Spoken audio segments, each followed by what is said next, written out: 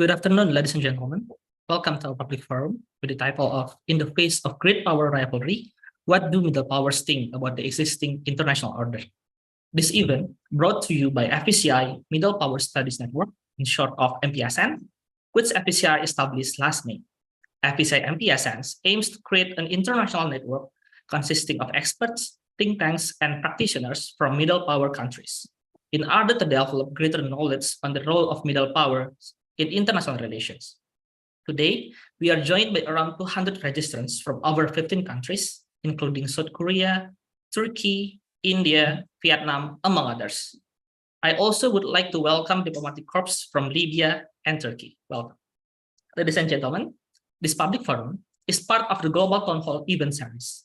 Over the years, the Global Town Hall has increasingly attracted 11,000 audience and consisted of a consortium of over 100 institutions, be it think tank, universities, and civil society organizations for over 100 countries around the world. We expect more think tanks, university, and civil society groups to join this year's Global Town Hall. The Global Town Hall this year will again be a marathon online discussion covering different time zones worldwide, including those of Southeast Asia, Australia and New Zealand, South Asia, the Middle East, Africa, Europe, Russia, Canada, North America, and Latin America. It will run for 15 hours to accommodate speakers, panelists, and audience in various time zones, hence around the world, around the globe. This year, FPCI, together with our partner Global Citizen, will once again convene Global Town Hall on 2nd September. So let us display a video teaser.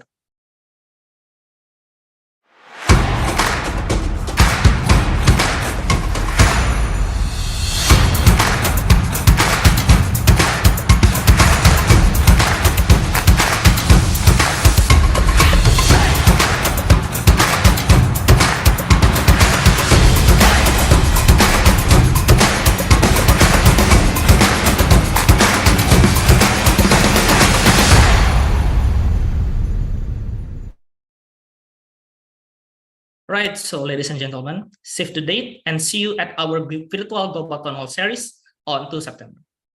Ladies and gentlemen, to begin the event, we'd like to invite Dr. Dino Patijalal, the founder and chairman of FPCI, to deliver his welcoming remarks. Mr. Dino, the floor is yours.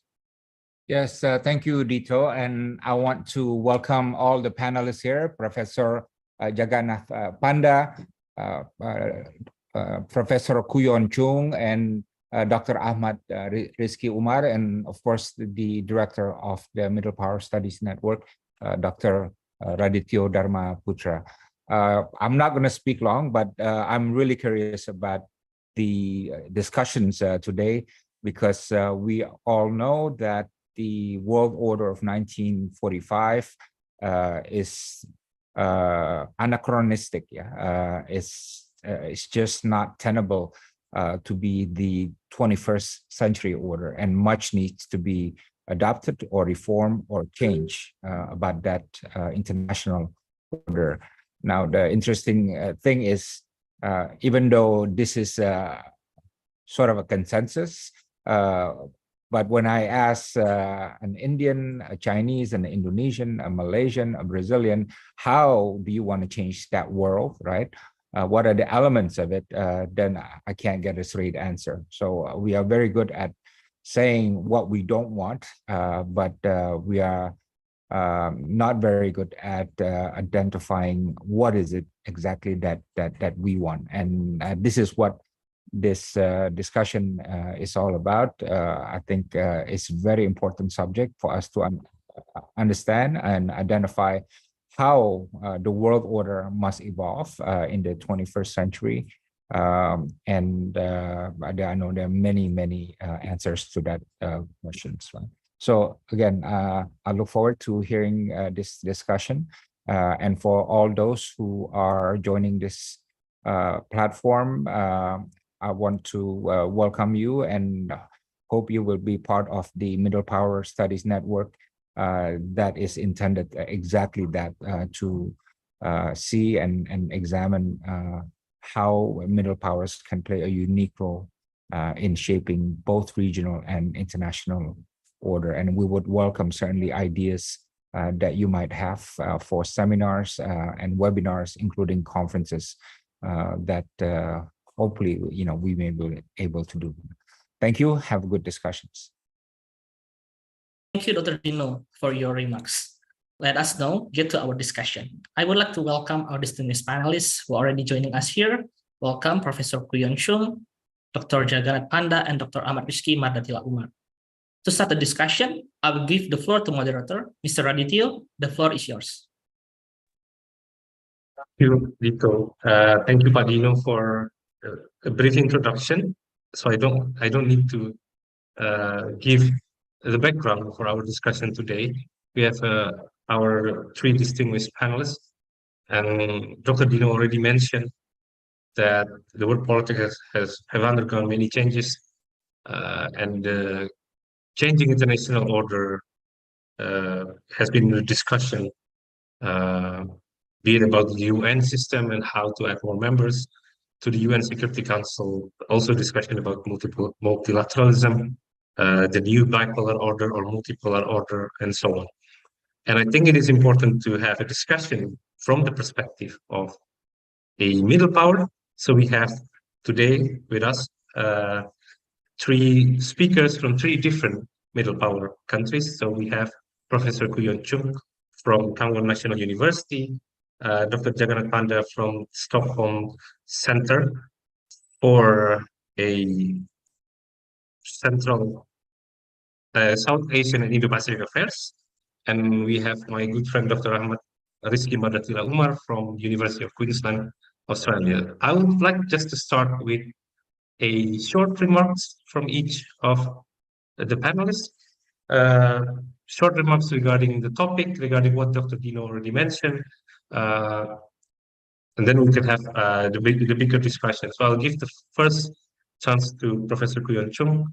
If you can just share your initial thoughts about what South Korea or middle powers think about international order, please. Thank you, Radityo, for having me here in a very valuable venue to discuss middle power interactions in the middle of a great power competition. I think this venue is pretty helpful, and hope we can generate a kind of productive outcomes out of these seminars and beyond it.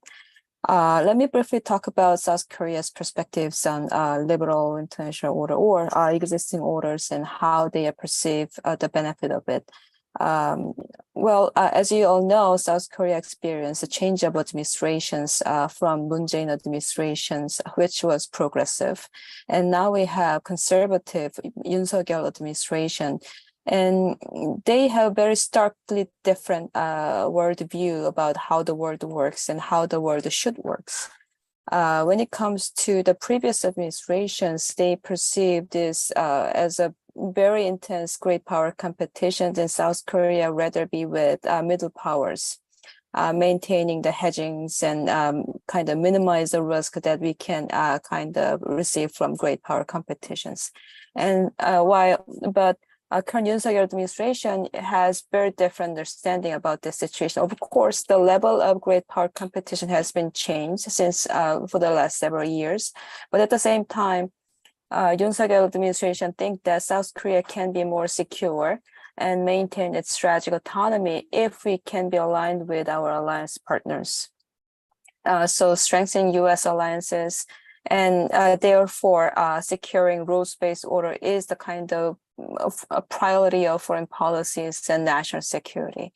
And that an underlying assumption is that South Korea has been developed and achieved democratization, economic development under the current existing orders.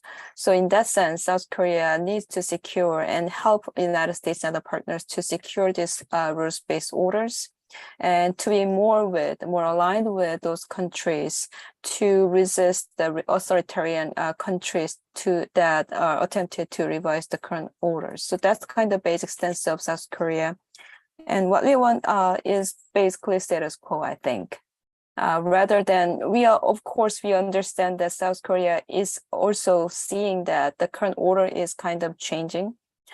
not only because of the great power competition, but also the middle powers have their own interest as well, to be reflecting more of our interests in the current regional orders. So we are seeing that they are kind of moving forward and evolving forward. But at the same time, the bottom line should be the rules-based orders, not the kind of revision of current status quo by power or forceful actions. So that's kind of bottom line. But South Korea is more aligned with US and other like-minded partners at this moment. So I'll stop here.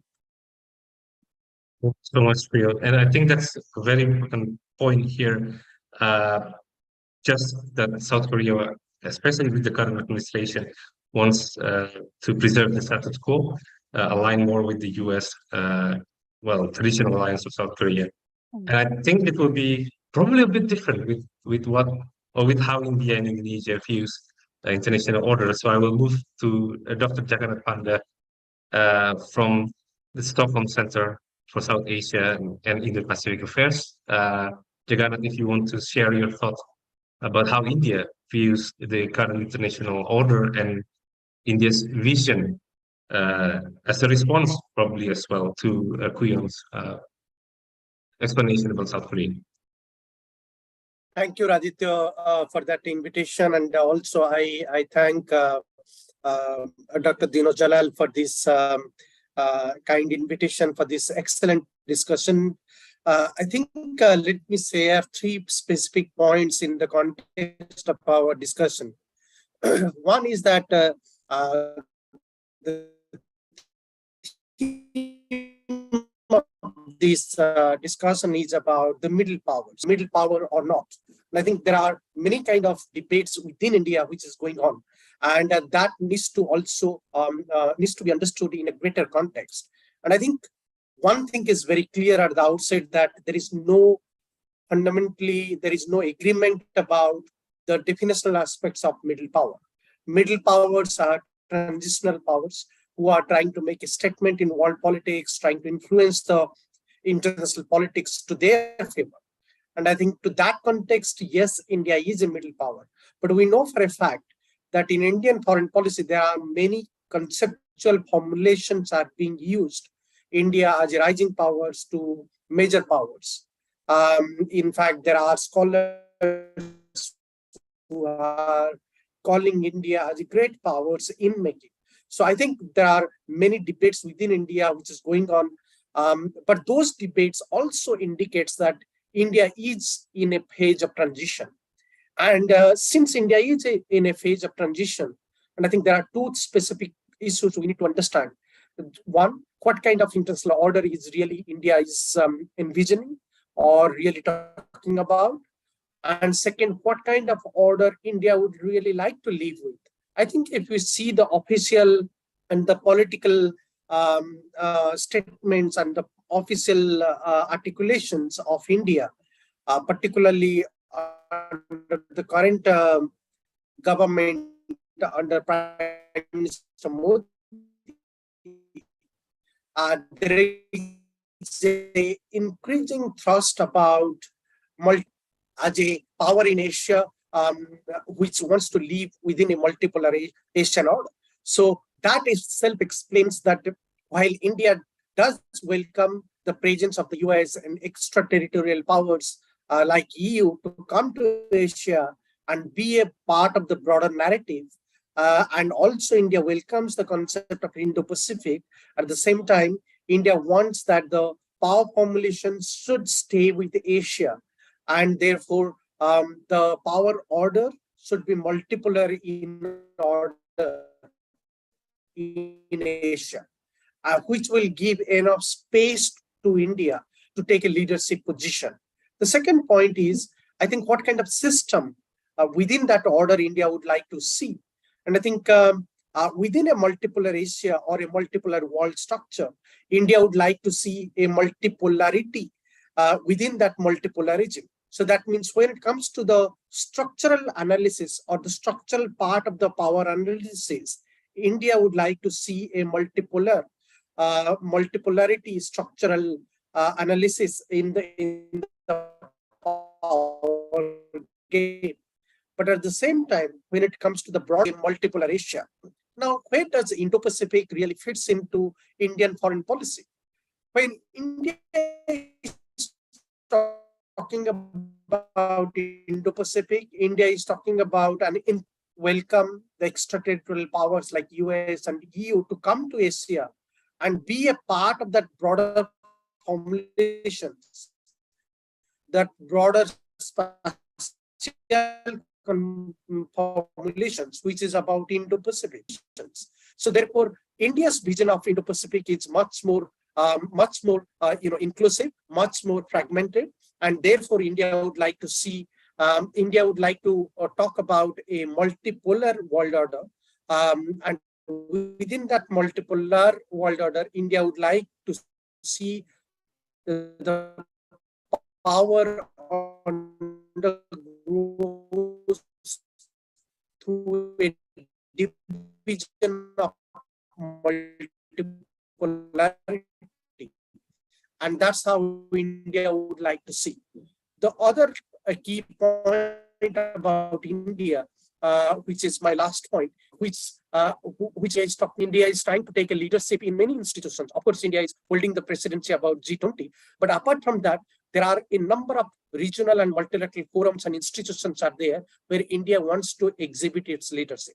So therefore, I would summarize by saying that when it comes to Asia, India would like to see a multipolar Asia. And within that multipolar Asia, India would like to see a Asia Plus structure, which is about an inclusive Indo-Pacific. Thank you. Thank you so much, Jagannath. I think your last point summarizes your interesting explanation. This kind of multipolar Asia with Asia Plus institution, and India, I think highlighted here, you mentioned India wants leadership position in Asia and in this kind of multipolar institution. I would like to go back to that later, but now I think it is important to also view from another middle power country here, Indonesia. Mas Umar already published just published, I think, an article on Indonesia's vision of world order in international affairs, and I think it will be interesting to hear what Umar has in mind. Mas Umar, can you share your thoughts as well? The initial remarks, I mean. Okay, thank you very much, Mas Kadityo. Can you hear me? Yes, a little bit unclear, but I think now it's better. Oh, okay, so I think it's position of my laptop. Okay, thank you very much, FPCI Indonesia, and also Mas Kadityo and Pak Dino for having me.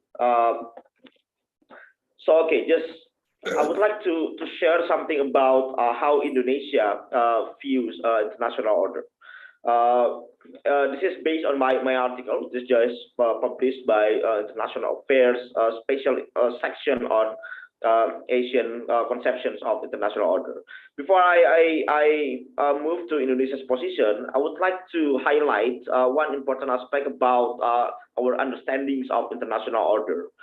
First is that our existing international order is actually something that, as Pak Dino mentioned earlier, this is something that was originated after 1945. The current structure of great power politics is actually not quite different from the previous structure, which we have inherited after 1945. And if you want to talk about Indonesia, Indonesia is actually one of the earlier member of the international order in 1945, because Indonesia obtained its independence in 1945, and Indonesia has been very conscious about great power politics during that time. And I think it is also important to see that Indonesia, since the very beginning, is very conscious about its position during the great power politics.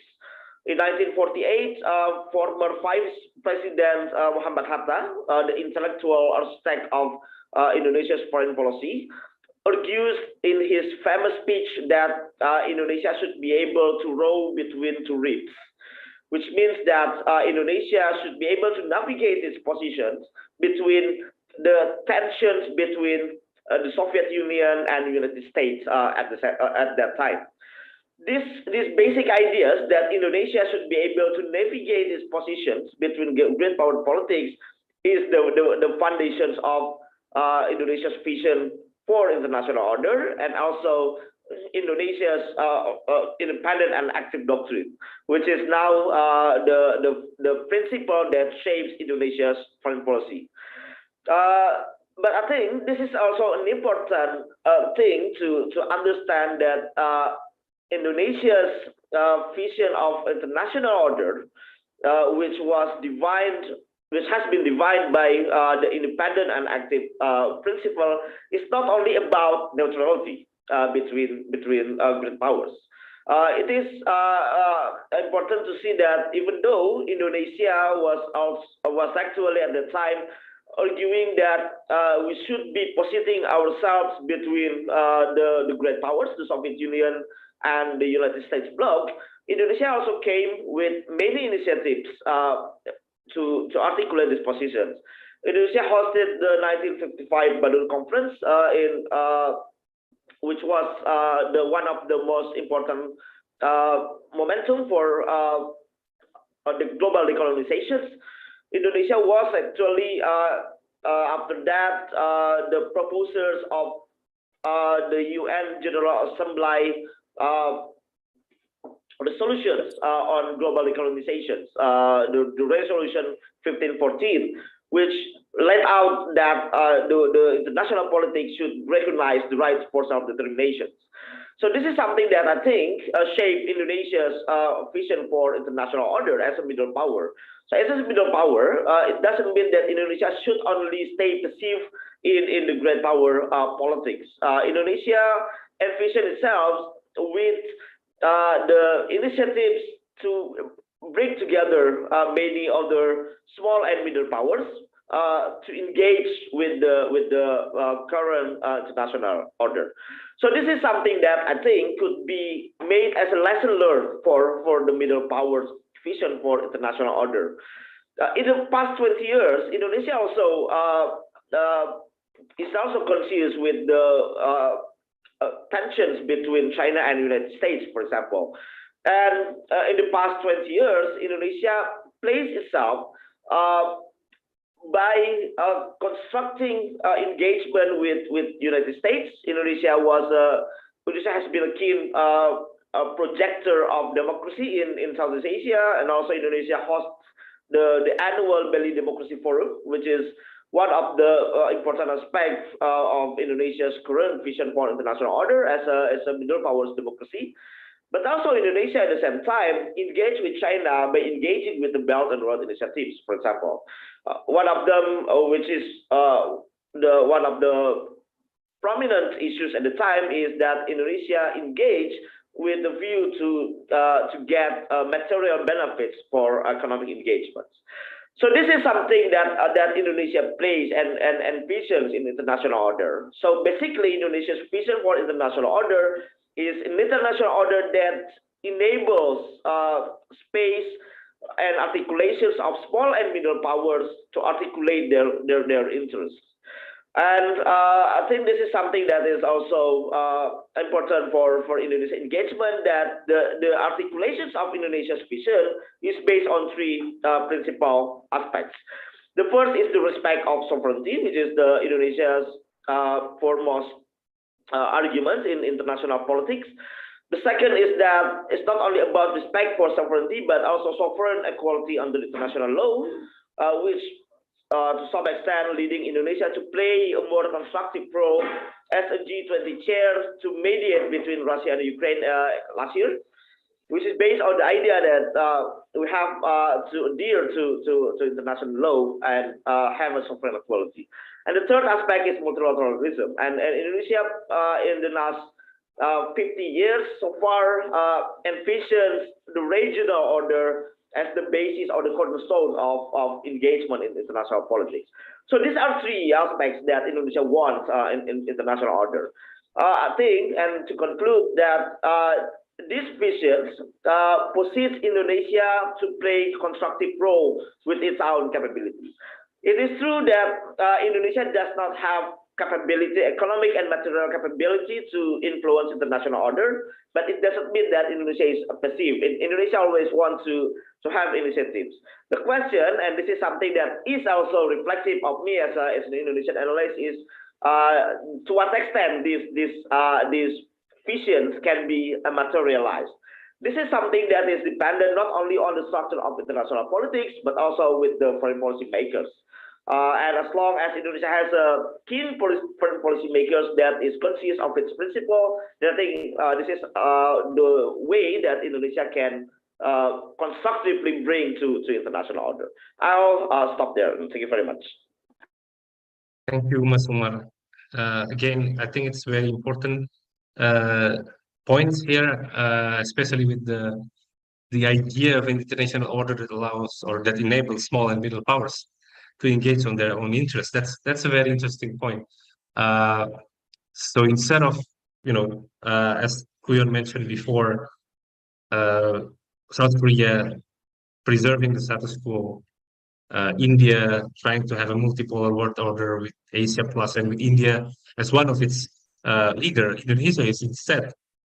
Yes, Umar also mentioned about Indonesia's position, pushing smaller power to engage more in constructing new order, but this idea of an inclusive international order that enables small and middle powers, I think is a very interesting point to start our discussion.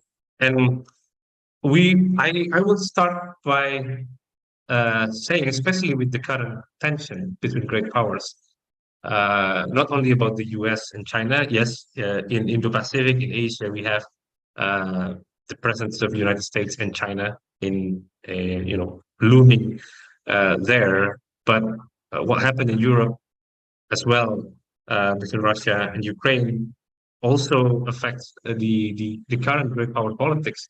And I wonder, what do you think, or what do you think, and what these countries, so each country, Indonesia, India, and South Korea, thinks about this tension between great powers, whether it is trying, as Kuyon mentioned before, seeking preserving status quo, meaning the kind of situation unchanging, or what do you mean by for example, by status quo? So I will start from Kuyon again. What does South Korea think about this current tension between great powers, and do they have any vision of trying to promote one way or the other, or, as you mentioned before, different government might have different vision as well. So how do you see South Korea engaging with this tension between great powers? Thank you for the questions. And current South Korean government thinks the current competition between US and China pretty kind of seriously. And it's not like we are kind of exception and we cannot avoid any risk and kind of a cost that might incur out of this competition process. And especially what I mentioned about status quo is that South Korea is located in the Northeast Asia, and we are ally of the United States, and there are many regional allies nearby Korean Peninsula as well. But at the same time, we have North Korea, China, and Russia. We have very hostile neighborhood. And it is always, we are always intervened by China and Russian kind of aircraft and submarines and patrol ships. So that's what it means by status quo. We are living in, South Korea has been divided on the Korean Peninsula, and that has been the status quo. And the regional countries, even though they are kind of all nuclear powers and they have a higher level of military defense spending, but at the same time, they used to be a kind of status quo that does not violate other countries' sovereignty, especially territorial sovereignty. And South Korea worries most is, of course, North Korea. they are kept kind of testing missiles, and they are likely to test nuclear weapons sooner or later. But at the same time, China and Russia, they are kind of tactical alliance together, not only in the Ukraine, but also in the Northeast Asia, trying to expand their influence, spheres of influence in West Sea and East Sea and across East China Sea as well. So that's a kind of main concern for South Korea, because that not only that violates South Korea's freedom of actions in this region, but also that might kind of prevent during any contingency, U.S. and other allied powers can come in to defend Korean Peninsula as well in terms of any types of contingency on the Korean Peninsula and nearby, not to mention of Taiwan crisis. So that's the one thing about what it means by status quo, and that's what it means by South Korea prefer to preserve the rules-based order in the Northeast Asia and broadly in the Pacific regions. One thing about South Korea is that South Korea perceives itself as a kind of not just Northeast Asia power, but it becomes a global pivotal state, which was the kind of foreign policy visions of current administrations. Underlying reason behind that rhetoric is that North Korea issue and China issue and other Russian issue is a kind of Indo-Pacific issue. If there is any contingency, the repercussions and kind of risk or cost should be shared by entire Western Pacific or at least Indo-Pacific countries. So in that sense, we would like to preserve the status quo and prevent those contingencies by aligning with alliances and partners, traditional allies like the US and new partners like Japan and other Indo-Pacific countries in the region like Australia, New Zealand, and others. And also the current administration trying to link or have a more broader kind of scheme of balancing. As I mentioned, South Korea tried to maintain status quo on the Korean Peninsula and Northeast Asia in the Pacific, which means that the rise of authoritarian powers in the Russia and China should be balanced by like-minded countries. And aligning with the United States on the Asian theater is not enough. South Korea reached European partners so that they have more connectivities and more cooperation, more collaborations in the military and security and economic domains, so that we have more connectivity to combined balancing rise of authoritarian regimes in Russia, Russian theater, European theater, as well as East Asian theater. So we have much broader kind of perspectives than in the case of previous administrations. Thank you, Bill. And Jagan, do you have any comments and also Indian perspective on this tension between the US and China? It will be interesting because India now is part of BRICS as well. Part of this new, the emerging great powers probably in the few years. So it will be interesting to see how India actually views this kind of tension. Do you share the same concern with South Korea? Because India also borders China and have problems before, have good relations with the US before, or dynamic relations with the US. So please, if you have any comments on that. I think Indian perspective will be more influenced by India's geographical positioning. If you see, China is the most important and the largest neighbor India is having. And geography cannot be changed. So I think in Indian foreign policy, there has always been an attempt to manage the relationship with China, no matter in fact, we have seen after 1962 war, even though there was no contacts between India and China for 2 decades, but still India tried to rebuild. It comes to Rivalry. India's approach is to navigate, as you could see, as you rightly mentioned, that India is connected with the BRICS, with China, India is connected with the AIIB, with China, India is connected with Shanghai Cooperation Organization, with China and Russia. So all of this indicates that India wants to maintain an equicordial and at the same time equidistant relationship between Russia, between US and China. So when it comes to US-China relationship for US China I think you could, politics Jagannath, just a point. I think you can turn off your rivalry videos. Sorry.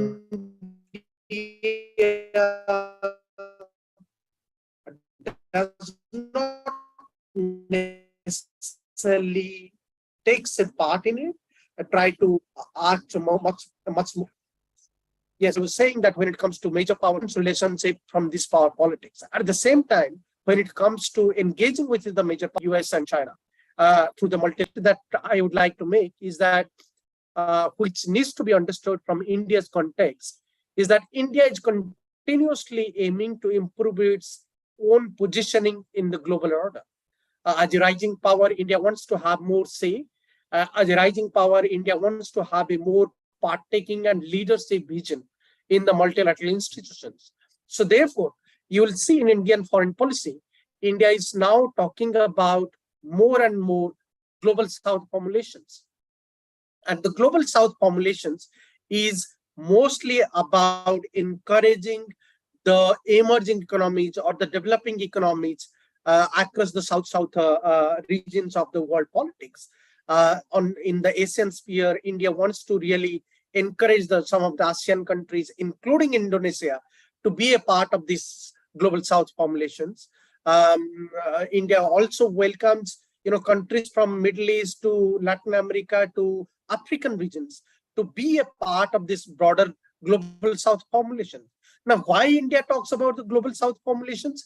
Because it becomes easy for India to exhibit a leadership skills, leadership positions, or leadership posture among these countries where the leadership position will be shared. It is not dominated by a single actor or single power. And when it comes to the US-China rivalry, what we have seen that both US and China in the context of Asia, China wants to have a unipolar Asia, but that's not the vision that India holds. India wants to improve its own position, and India wants that the power dynamics should be distributed, power should be versatile, it should be equally distributed. So therefore, emerging economies, emerging power should come into play, and they should share the power. So therefore, India is increasingly many countries from Southeast Asia to Africa, while India could actually navigate its own position in world politics.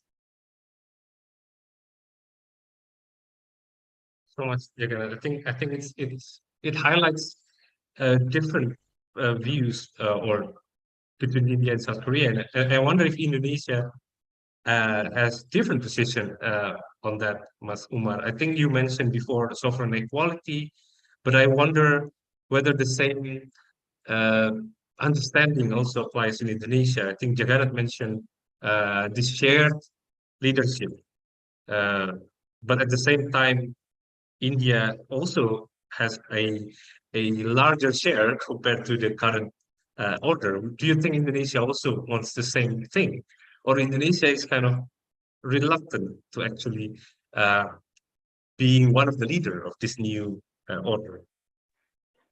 Okay, I don't think Indonesia is keen to become a leader for the global South, for example, in the sense that Indonesia has a responsibility to have an initiatives and then to distribute resources in international order for the global South. This is something that, if we take a look at Indonesia's foreign policy in the past 20 years, Indonesia is not the keen promoter of the leadership in that sense. But if we take a look at the broader picture of Indonesia's position in the past 20 years, Indonesia is keen, firstly, to improve its standing and its image in international politics. This was the priority of the Indonesia's foreign policy during President Susilo Bambang Yudhoyono. But this is also something that has been changing in President Joko Widodo, but it does not mean that Indonesia wants to take a larger share of leadership in this sense. In Joko Widodo, for example, Indonesia was keen to engage with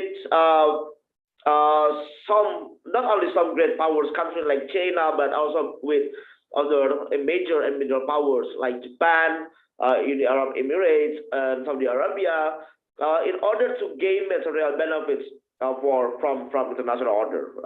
In this sense, Indonesia wants to be able to fund its ambitious development projects, which Indonesia is now initiating. And for that sense, Indonesia wants to take the benefits for international order. So if we take a look at Indonesia's position, especially in the last 10 years during Joko Widodo presidency, we can see that Indonesia is not keen, was not keen to become a leader for international order.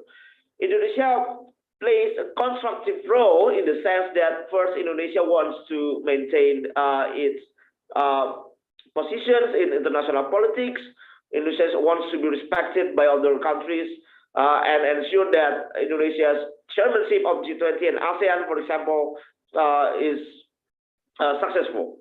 But the second thing is that Indonesia has a strong domestic interest in engagement with international order. Indonesia wants, during President Widodo, Indonesia wants to improve its image after the global war on terror. Indonesia wants to play a constructive role in engaging with Islamic community. Indonesia wants to play itself as a moderate Islamic country, and now Indonesia engaged in order to fund and finance Indonesia's ambitious infrastructure and development projects. Indonesia is now wanting to relocate the capital to Borneo, for example, which is something that Indonesia wants from international order to help finance this. So Indonesia, I think, has a different priority. Most of them are basically domestic in the sense that Indonesia wants to have a strong economic and political positions, and Indonesia's vision for international order is less on gaining leadership than maintaining domestic and regional interest. Just to add to that, Mas Umar, there is a question from our YouTube channel. So all participants on YouTube can also ask question. And just because you speak about it, there is a question from Tristanto here. Again, given Indonesia had a leading role, you also mentioned the leading role in the non-aligned movement in Bandung Conference. Should and could Indonesia play a similar role today? And then the question, I will then turn the question as well to Jagannath and Kuyon. But I think if you can just comment whether Indonesia should or could play a similar role today compared to the 1950s or 60s. You're still on mute, Mas. Okay. Thank you, Tristanto, and thank you, Mas Aditya, for the question as well. So, yeah, the question of should and could be a different things. In my opinion, and with regard to Indonesia's constitutional mandates in foreign policy, as stated in the preamble of the constitutions, Indonesia should play and should make a constructive engagement in international politics to preserve peace and justice in international politics. So this is the goal, the normative goal that Indonesia has in mind when Indonesia articulates its own foreign policy. So I think with regard to the past, this is something that Indonesia was normatively entitled to do with Bandung Conference, with not aligned movement in the past, because it serves the purpose of preserving peace and justice in international politics. Of course, when it means justice, the early constitutional thinkers means that this is the distributions of resources and distributions of power among all countries, which entails sovereign equality in international politics. This is the normative purpose in international politics. The question whether Indonesia could do and could play the similar role now. Of course, we still have the non-aligned movement, right? So we have the non-aligned movement as political bloc. But the question is that whether or not the non-aligned movement in the current structure serves the purpose of maintaining peace and justice. This is something that I think needs thinking, whether or not the current institutional order, especially the current institutional order which was originated from the global south, can serve the purpose now, or there is a risk actually for Indonesia to engage with these countries, and there is a risk that the great powers or countries who want to revise international order wants to use these groupings to serve their own purpose. And this is something that I think Indonesia's foreign policy makers and also Indonesia's analysts think when Indonesia talk about engagement in global politics. One of the question is that I think there's a question whether ASEAN, which Indonesia is keen to engage, can resolve the great power politics. Some analysts say it's not enough and it's not sufficient. But I think there is still an opportunity for Indonesia to engage, to use the institutional mechanism and institutional configuration of international order to engage with other political powers. So the question is not whether or not Indonesia should engage, but whether or not Indonesia should use this institutional order or this institutional mechanism to serve the purpose, whether or not it is a normative purpose of ensuring peace and justice, or this is a strategic purpose to navigate Indonesia's position in international politics. So I think this is something that we can see and we can consider in international politics. I think for the purpose of maintaining Indonesia's strategic position in international politics with regard to great power politics, Indonesia should utilize these institutional foundations in order to establish an alternative grouping so that Indonesia can advance its initiatives. I think this is my response. Thank you, Mas Umar. Now I want to move your question. Actually, I think especially Umar's last question about whether to use the current institutional order or mechanism to either for the, let's say, for the betterment of the other countries, for peace and justice in the world, or to use it for its each country's own purposes or own interests. So I will move that question to Jagannath and to Kuyo.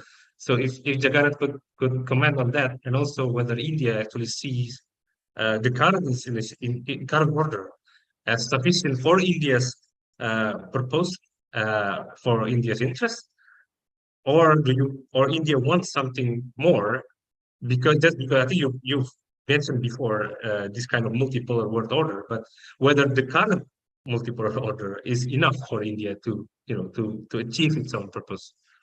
That would be interesting. Please, Jagannath, if you can comment on that. Yeah, thank you. I think one in alignment is a political concept. Yes, it was a political concept, and I think for the clarity of our discussion, what we need to understand is that for the sake of not being political, all of those countries decided to go for establishing non-alignment, which is a political group. So non-alignment, if we see in the context of history, it is very much a political concept, and it has a political affiliation. And the affiliation is that don't take the side of the superpowers, be neutral as a third pole or as a neutral pole. And that neutral pole or third pole itself is a political proposition. So I think that's the interesting remarks by Dr. Umar, and I would agree with that. And therefore, whether India could really revive that non-alignment with Indonesia today and again go for the same kind of arrangement, I think that time the politics was also about the divided world politics, the world war, and then we talked about non-alignment. Today also the world is very much divided, and we are talking about kind of Cold War to new Cold War to new kind of emerging third world. So the world is very much divided and fragmented today. So there is a relevance of the non-alignment as a political group today also, and given the kind of economic stake, given the kind of regional and global posture that India and Indonesia enjoys in Asia and beyond Asia, it is very much possible for India and Indonesia to take that lead position. But whether it is practically really a feasible proposition or not, we have to see that. I think if we see practically, I mean, it would be a wiser decision to go for this and revive it.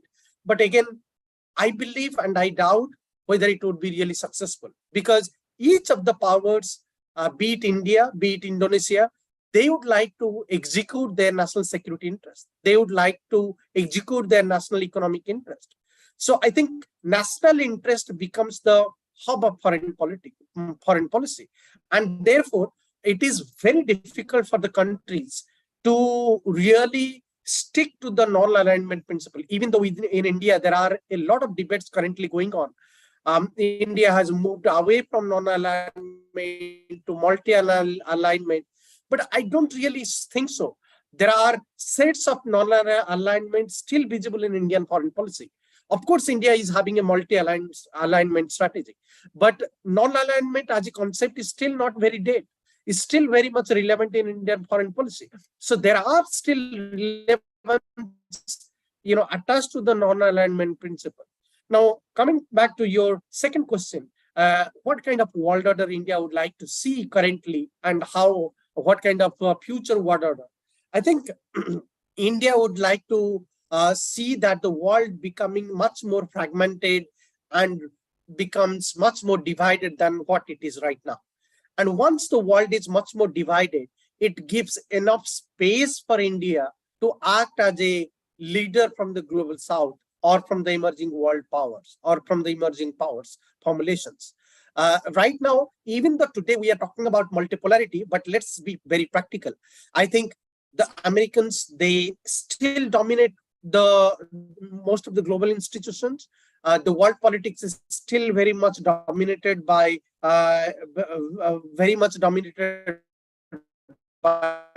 US, which is having a much more unilateral oriented bilateral centric world politics. When it comes to Asian politics, it's still very much dominated by China. So China is having much more Asian unipolar centric world politics.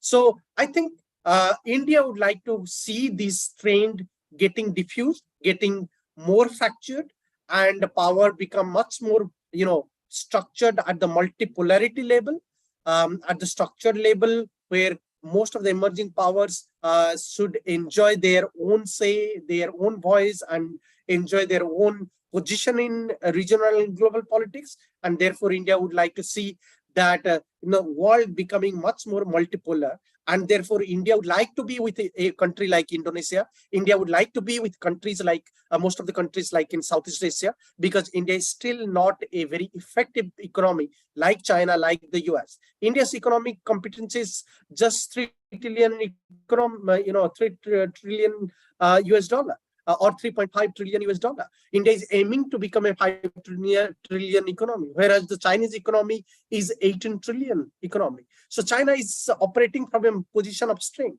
And I think, therefore, India needs to be very practical. India would like the world, from the regional politics as well as the world politics, to become much more fragmented and much more multipolar, which is in India's interest. Thank you. Thank you, Jagan. I think, again, this is a very interesting point.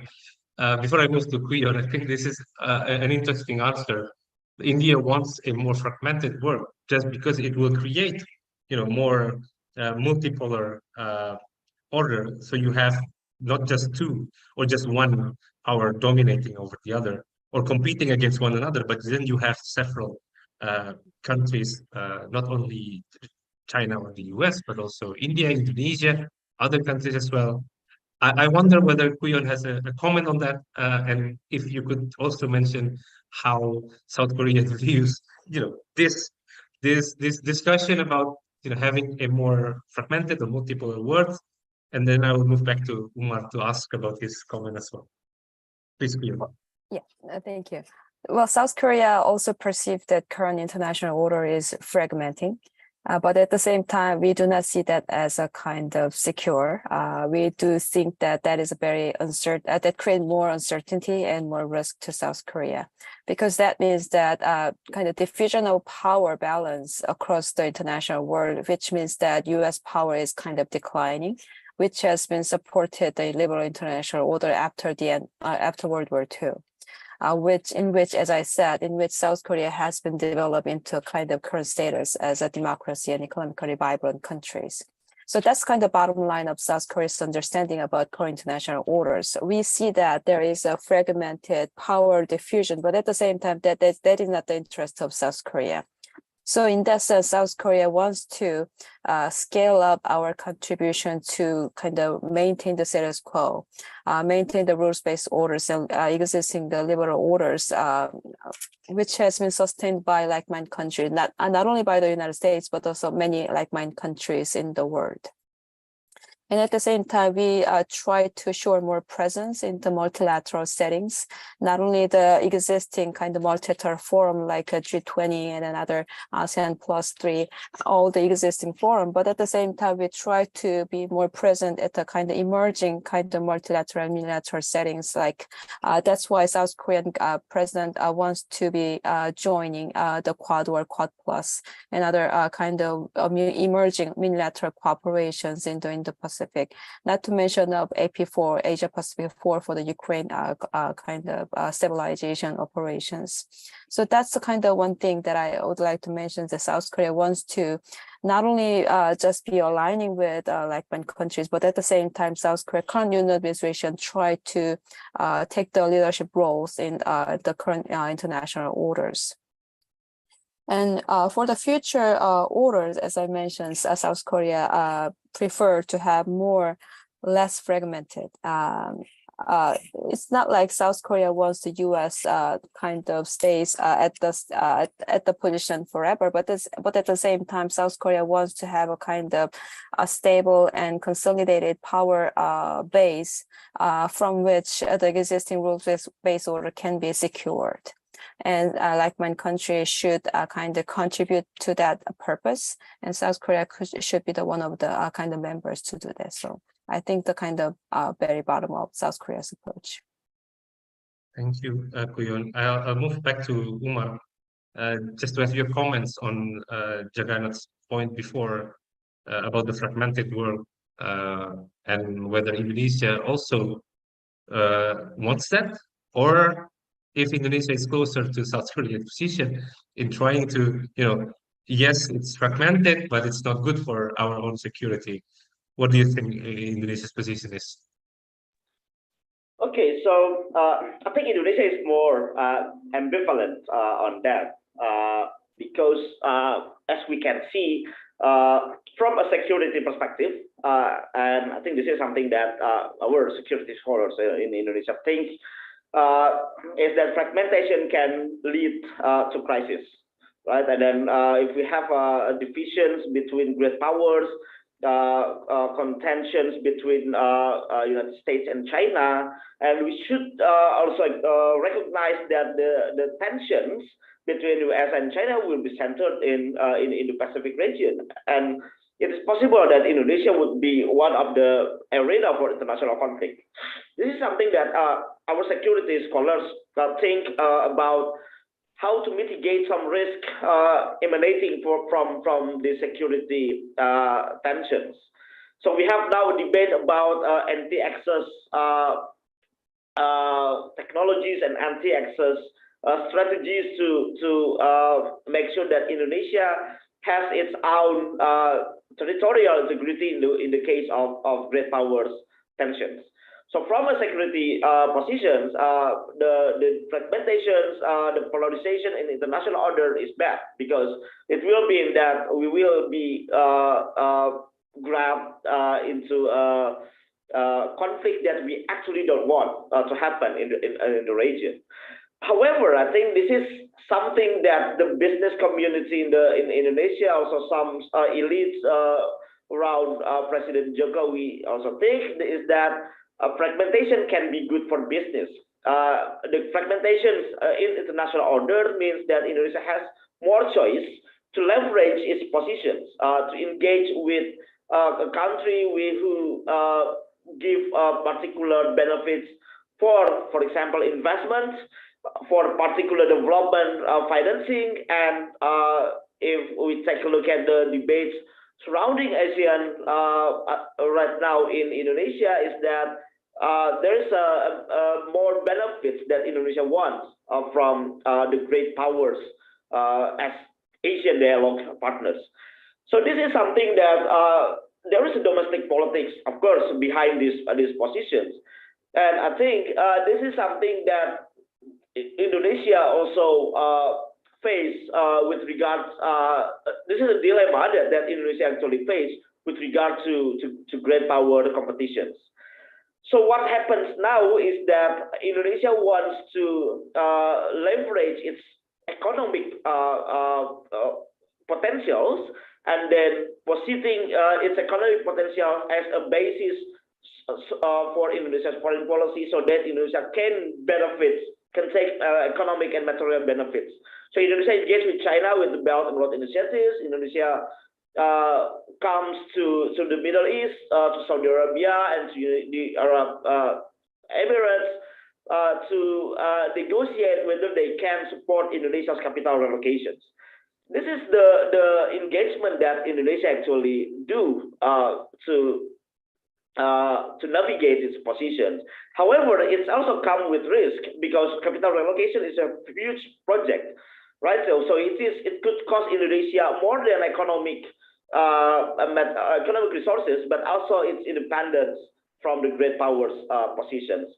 So that Indonesia now, I could say that Indonesia faces a dilemma whether or not we should be sticking to the international commitments, which Indonesia has normatively envisioned in international politics, and also with its pragmatic desire to leverage its economic benefits. What happens is under President Jokowi, the latter seems to be winning, right? So there is a more economic push that Indonesia wants to articulate. However, we should see whether or not it will change under the new president or not, because Indonesia will have the new elections next year. And so far, even though there is no clear statement, no clear foreign policy outlook from each Indonesia's presidential candidate, we can say actually Indonesia will continue to face the dilemma, and the new president should be able to resolve this with whatever the foreign policy outlook that they want. I can see a thing with the two front runners now, with Prabowo and Ganjar Pranowo, who explicitly want to continue the legacies of President Jokowi. I'm not sure about Anies Baswedan, the third candidate, who seems to be closer to Yudhoyono because it's alliance with the Democratic Party. But I'm not sure whether or not he will have a different position with Jokowi if he will be elected. So we have to wait and see until next year for this. Thank you, Umar. I think the difference is also relates to South Korea, as Kuyon mentioned, has its own in terms of geopolitics and geographical problems with North Korea, China, whereas Indonesia is quite far from the zone of conflict, which maybe make more sense, especially with Umar mentioning that fragmented world means probably a diverse option for investment, for looking for a new partner in terms of economy, but in terms of geopolitics, it might mean very different things. I'll just like to move to some other question from you too. I think there is one from Lalu Rosa, also from Indonesia. I think this question probably we've discussed it a bit, especially with the so-called neutrality position. The question is just, in general, it's about in the face of great power rivalry. Do you think the idea of neutrality now become obsolete? That, as Kuyon mentioned in the beginning, in terms of great power politics, then maybe aligning to one or the other is better for its own for each country's own purposes. So I would like to just start from Umar as well, because you mentioned this before, but maybe shorter, just a short comment about whether neutrality is still or whether neutrality is now obsolete as a possible strategy for any countries, especially for Indonesia.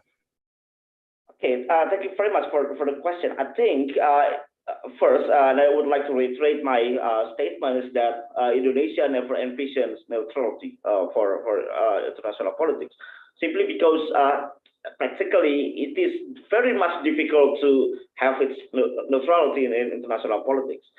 The question is whether or not Indonesia can leverage the strategy to engage with two or more great powers, which I think is possible, but also they have their own risk.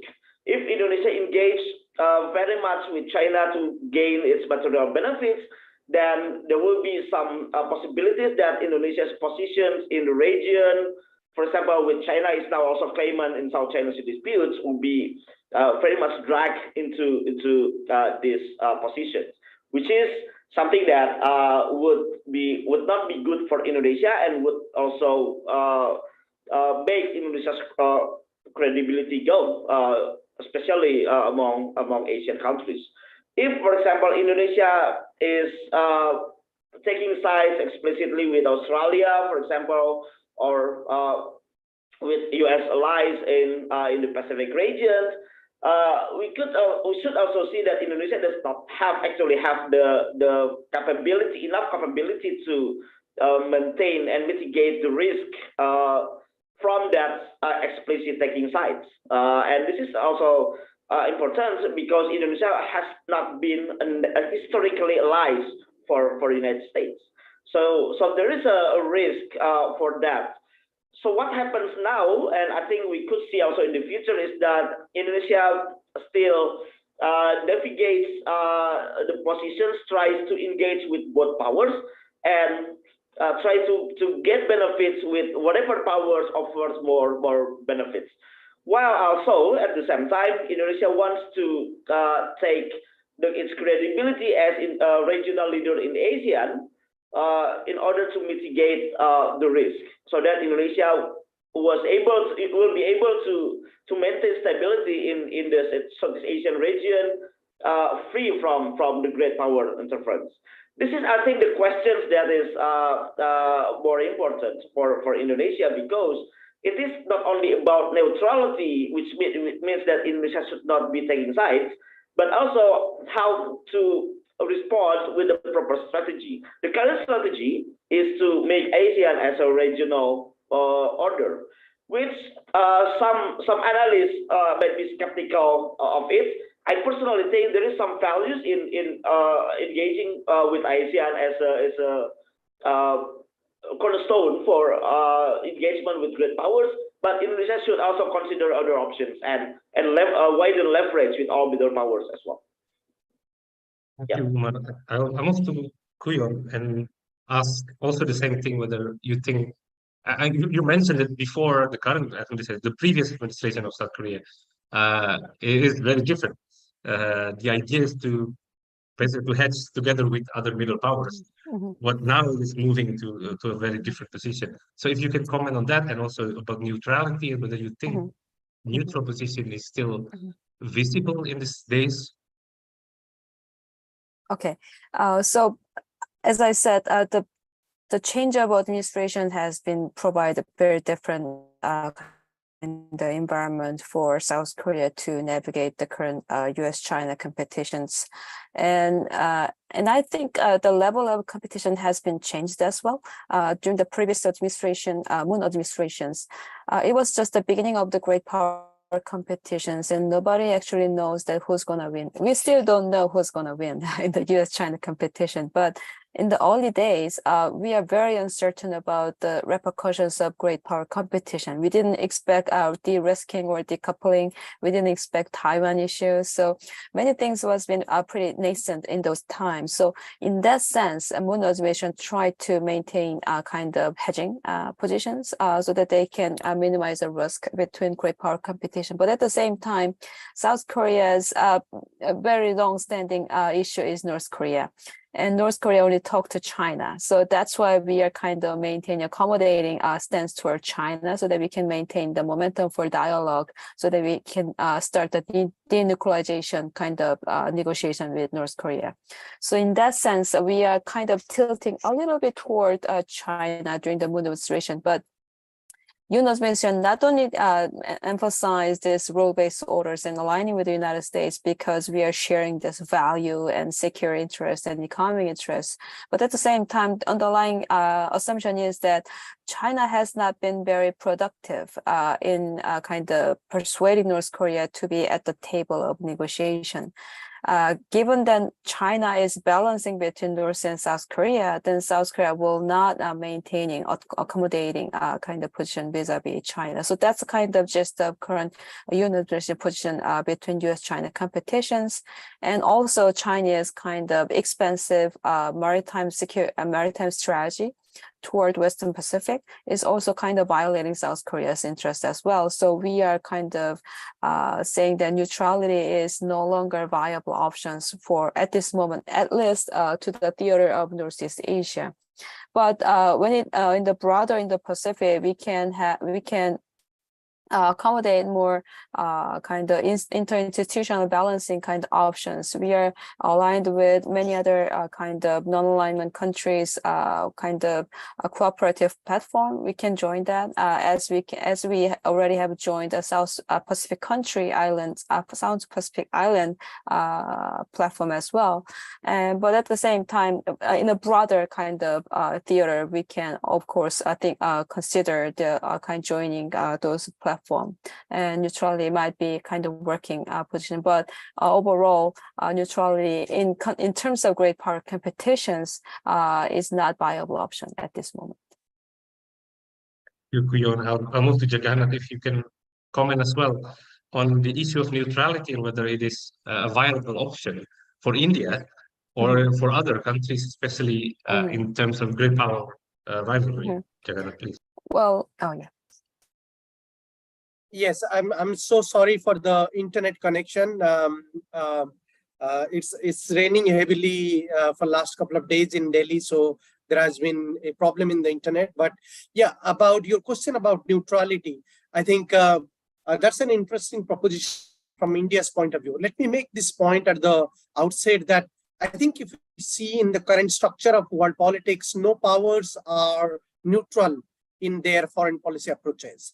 I think every powers, be it rising powers, middle powers, or major powers, they would like to execute their national interest through their foreign policy skills. So there is nothing called neutrality in international politics. But what we have is shared interest. And this is where Indian foreign policy wants to capitalize on. While not really taking a side, because India does not believe so much strongly in alliance politics like Japan, like South Korea. India believes in much more, being equidistant position in the US-China rivalry. India is not an alliance partner of the US.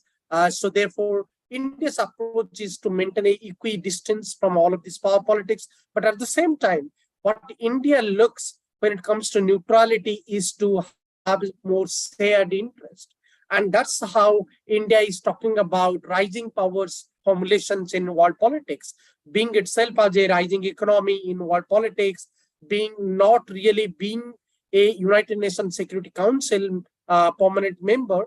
India is advocating to reform the United Nations Security Council in favor of the emerging powers. And therefore, if you see in Indian speech, in the leadership and foreign policy diplomats' speech, they all are arguing that, world should have much more reform structure, reformed United Nations Security Council, where emerging powers or different powers from world politics can have a much more, much more greater representation.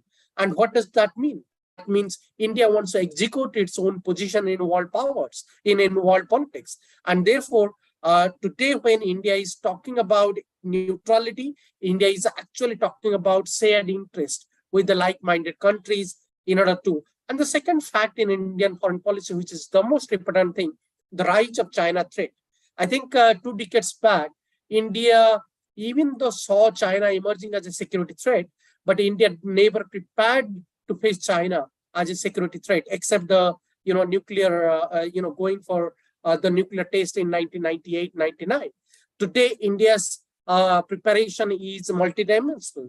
India is having much more closer defense partnership. India is having military modernization. India is, investing on artificial intelligence, on high technological powers. So India is preparing for a future warfare. And that's where India would like to have a much more shared platforms with like-minded countries in the Indo-Pacific, be it Japan, be it South Korea, be it Australia, be it with the US. So India is a power of the Quad, and India is talking about a shared interest in the Indo-Pacific today to execute its own power and its own influence in world politics. Thank you, Jagan. Before I move to one or two last questions from YouTube and also from myself, do other panelists wants to comment or ask question to the other?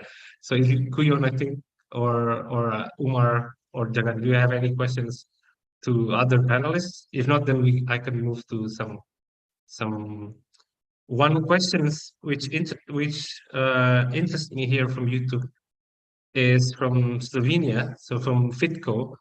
The question is, how do rising powers that adhere to existing norms and principles and who reinforces world order can actually affect the international order during the great power transition? I think the main question is whether rising powers that basically follows and reinforces this kind of liberal international order actually can affect the transitional situation that we have now. How can they move forward, and how can they actually affect the other power? I think this is a question that can be contrasted between South Korea in one end, and then maybe India on the other end, and Indonesia in the middle. So if South Korea, for example, follows the international norms, which is mostly set by the US, how can South Korea,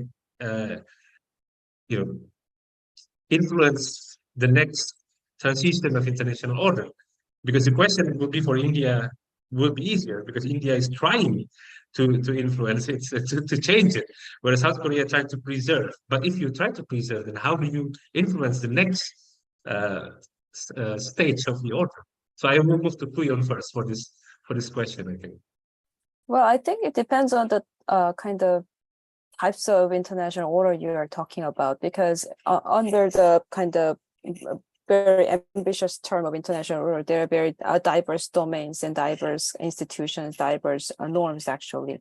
And the law is kind of very small kind of proportion of entire liberal orders. And in some other domains, there is no order and no norms at all. For instance, like artificial intelligence, there is no norm and there is no rules-based order. So in that sense, it depends on the types of order that you are talking about. But personally, I think that current liberal order is not just made by US alone. It has been made by not only by the US and other kind of major powers from the World War II, but at the same time, the entire liberal order has been shaped by the support of non-alignment countries and other developing countries and small countries as well. So in that sense, I don't think it is kind of incompatible one another, that this order is not kind of followed by kind of non-aligned countries or developing countries. It is simply because this is led by United States. I think everyone has a small kind of subset of interest to follow and comply with the liberal orders if it has been created by under this liberal orders. So I think I would emphasize that kind of statement. Thank you, Kuyon. I'll move to Jagannath. If you have any comment on the question from Fitco as well, whether it is, well, I think the question then, how do India influence the next transition of international order? Because you mentioned that India wants a more diverse, a more multiple world, but how do exactly India, or what India would do to do that? I think from India's point of view, what we are seeing currently is India is trying to have more bilateral oriented economic partnerships. And this is where India is currently working on. As you could see, being from the region, India withdrew from RCEP, Regional Comprehensive Economic Partnership, keeping in mind that Indian market base and Indian companies are not really competent enough to compete with the international companies. So therefore, India decided to withdraw from RCEP, also keeping in view India's trade imbalance with China, and of course with other countries, but primarily the trade imbalance that India is having with China. So therefore, I think one area where India is continuously is working is trying to execute bilateral advanced trade agreements so that Indian economy will be much more in the regional global value chain, regional value chain. And that is where India is currently working on.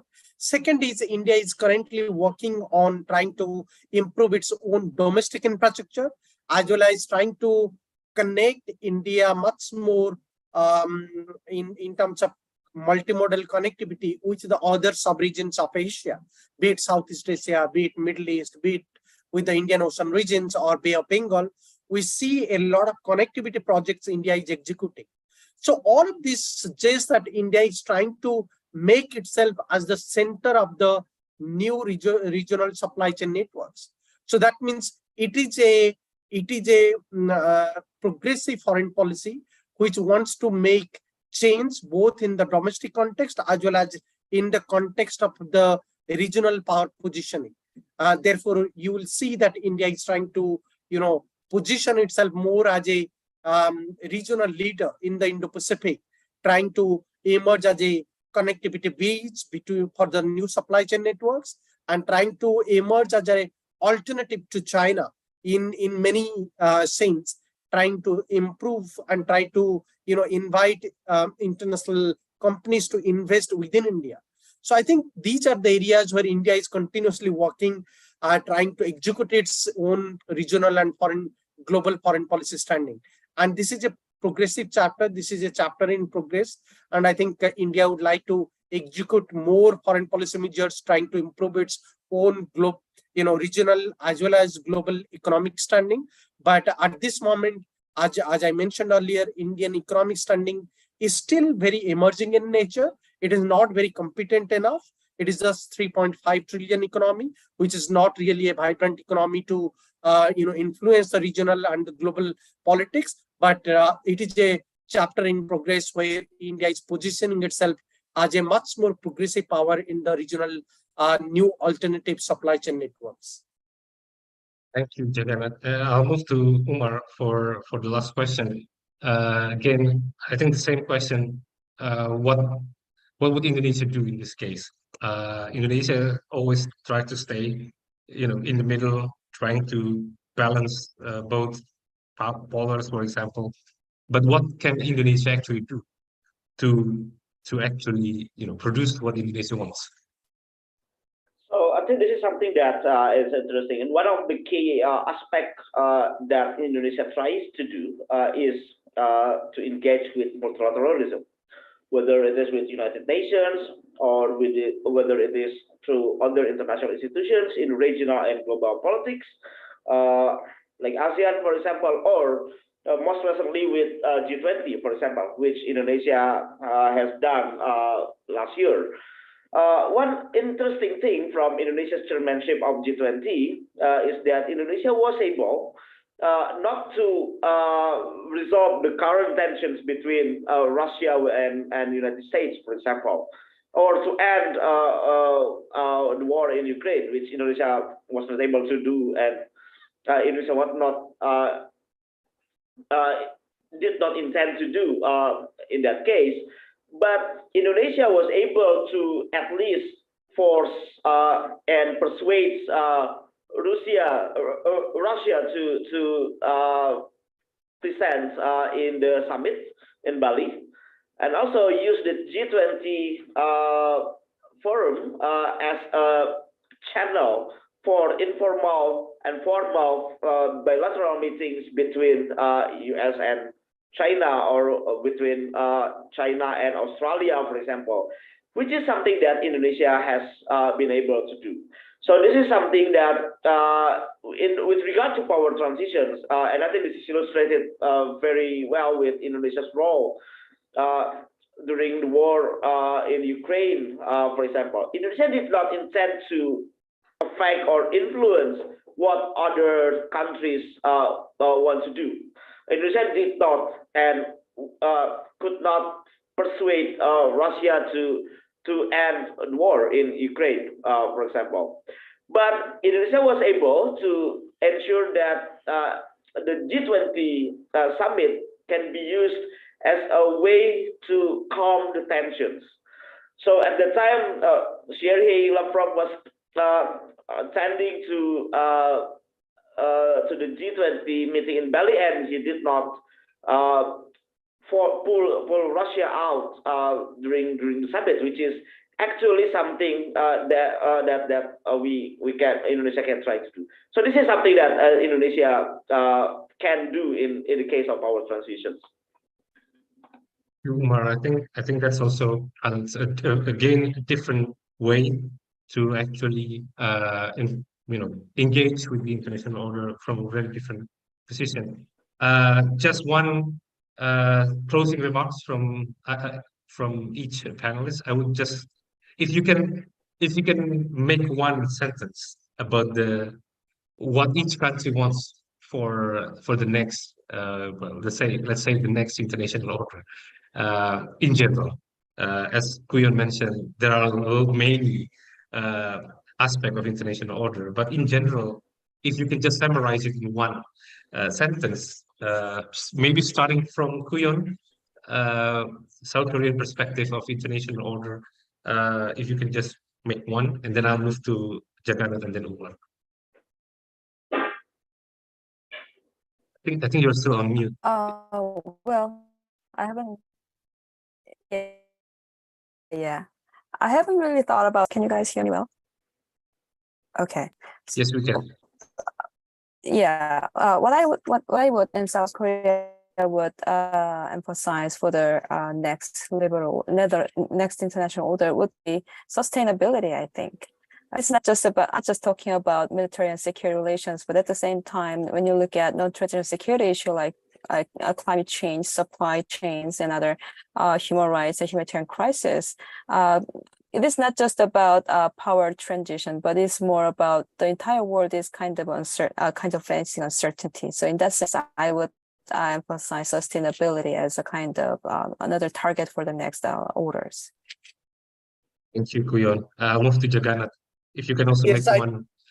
Yes, I think I will make it short by saying that we need a reformed United Nations Security Council structure where more representation can be from the emerging world or including from Asia, where countries like India, Japan, South Korea, including Indonesia, can be a part of this reform structure. Once we are having the reform structure, then the world will automatically become much more multipolar, and that will serve India's interest, that will serve Indonesia's interest. Thank you. Thank you, Jagannath. That's a very powerful statement about the UN. It will need another discussion, I think, a very specific discussion on UN reform. But that's thank you for giving us the next UN suggestion, I think. Umar, you're the last one. Okay, so Indonesia wants stability because by have a stable international order, Indonesia can leverage its own interests. Thank you. That's very interesting. So you have three Yeah. different answers: sustainability, reform of the UN, and stability, which in itself might be a very, might be contradictory, but I think we can work it out, at least in our next session. Before I give the floor back to Dito, I'd just like to thank all the panelists, Professor Kuyon Chung, Dr. Jagannath Pandey, Dr. Ahmad Rizky Madatila Umar, and also for Pak Dino Patijalal gave us the opening remarks and background. And just to remind everyone that we will have another session. I think it's on the 23rd. I'm not really sure yet. 23rd of August, and it will focus on climate. So we'll move for a bit further, a more specific type of issues on climate justice and climate pioneering climate issues in the world, and how middle powers can actually be one of the pioneer in climate issues in the world. I'll give the floor and the microphone back to Dito. Thank you, Dito. Thank you, Mr. Adityo. And thank you very much for all the panelists, Professor Chung, Dr. Panda, and Dr. Umar, for a very great discussion on middle power. And thank you for everyone who already joined us for 1.5 hours from around the world in this very interesting and great public discussion virtually from YouTube. So thank you, everyone, and see you in the next public discussion.